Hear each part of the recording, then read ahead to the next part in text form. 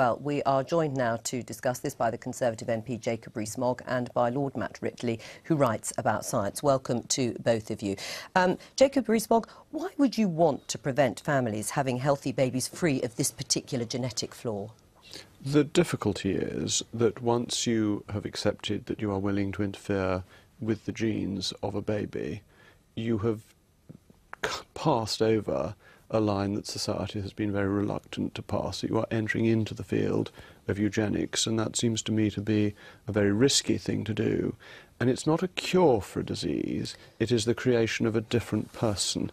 And I think it's important to remember you're not making an existing child better, you are creating a different child, and that, I think, raises serious ethical questions. What do you say to that, Matt Ridley? Well, of course, we're already doing that with in vitro fertilisation and with pre-implantation genetic diagnosis, where we're taking different embryos and deciding which one to implant because it's healthier. And if you come up with a technique that enables you to alleviate some of the suffering these families have, and there is genuine suffering because it's the parents who suffer for not being able to have their own children, if you come up with a technique to do that, you've got to have a very good reason, I think, to say we want to ban this. We don't want to let the families have the choice of it. It's really about giving the choice to the families. And the reasons we've heard so far are not very good ones. They're old-fashioned, slippery slope arguments that we heard for IVF, we heard for organ donation even, we heard for pre-implantation genetic diagnosis, and it just isn't true. People aren't that interested in eugenics. They don't want to have super babies. They want to have their own babies. But would this actually create a super baby anyway? No, indeed. It's just 37 extra genes. They're within a particular thing called the mitochondrion. They never leave it, so that they don't affect personality or anything like that. It's just a matter of trying to enable people not to have diseased children. Right. I mean, your point about crossing the line, if that line has already been crossed because we already have procedures to help people who aren't able to have babies naturally, then what else is influencing your thinking here? This is a fundamentally different line.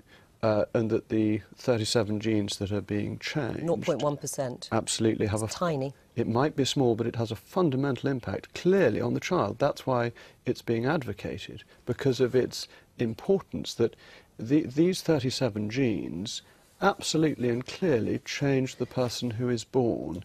And that, I think, is fundamentally different from curing somebody of an illness, or you could say you change the genetics of a child by who people want to marry, and that's the earlier stage that Lord Ridley is talking about. And I'm talking about actually taking out one set of genes and putting them in from somebody else, and that is genetic engineering of babies. And I think that's really a very important step to be taking, and I accept that the slippery slope argument is one that is often misused, but there's a very clear line to say that you will not change the genetics of babies.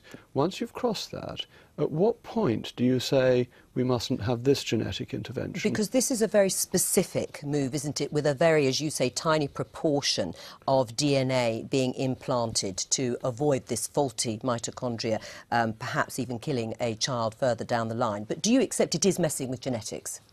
Well, yes, you are certainly changing genes, but then you're doing that with, as I say, pre-implantation genetic diagnosis, etc. But in a way, this kind of elevates DNA to a more important role than it has. I mean, these genes are in this mitochondrion because it's descended from a separate bacterium hundreds of millions of years ago. We have separate bacteria in our gut. They have genes. We don't mind changing them, etc. So I do think that the nuclear DNA is very different. That's the DNA, which is 99.9% of our DNA. It's the one that decides everything about us. This is just about running the mitochondria. So you're not changing the characteristics of a person in that sense, because it isn't, as Matt Ridley said, the core, the nucleus, if you like, of the DNA of a third person. It is literally replacing what could be faulty DNA. You are not changing who that person could be. That can't follow, that the importance of changing these genes is that the baby that is born is fundamentally different. And it's worth bearing in mind that about 1 in 200 babies are born with a mitochondrial disorder. And are you going to change all of those for these perfect babies? I think we have to be very careful about changing the genes, and that I think once you've started, you will soon be able to extend the argument and say that there are other diseases and that it would be convenient to Well, that is the follow slippery through slope further. argument, It is, isn't and it? I think there's a strong one on say, this occasion. right. Well, I mean, I respect Jacob's view on this, and I do think that, you know, we do need to be very careful, but we have shown that we can go down slippery slopes quite carefully.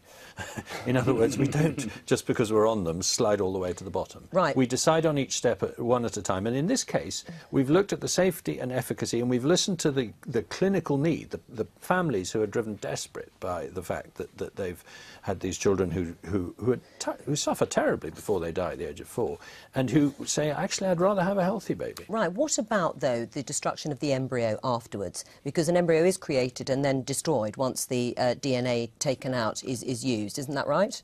Well, certainly, if you're going to combine 2 embryos, then yes, that's what you're going to do. But in IVF, you combine, you destroy embryos. How big a problem is that for you? There are 2 ways of doing it. There is the spindle transfer mechanism, which only has 1 embryo but 2 eggs, and so although there is an ethical issue surrounding the destruction of embryos, that is, I think, separate from the argument on mitochondrial transfer. What do you say, Matt Ridley, to people that say there hasn't actually been enough consultation and research? There have been safety trials and clinical trials conducted, but actually not for long enough, not to see, of course, what the consequences might be. I mean, we heard there from Dr. Turnbull, you never make any procedure 100% safe. Do we need to wait a bit longer before we take this step? Well, I think the argument that we've rushed into something is kind of the last refuge when you've run out of other arguments. And if you look at this, it is not rushed. I mean, there's been 7 years of debate over this.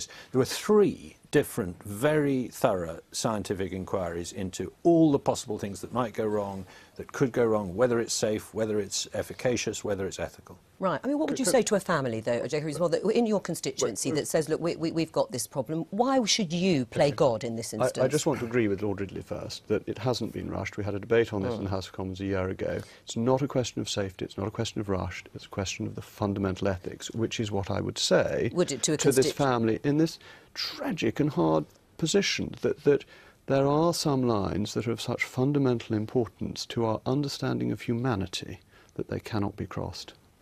Do you think it is something that MPs should vote in favour for? I think they have to listen to all the arguments, and I think you had an exceptionally enlightening argument just now. I think it's a fantastically difficult one.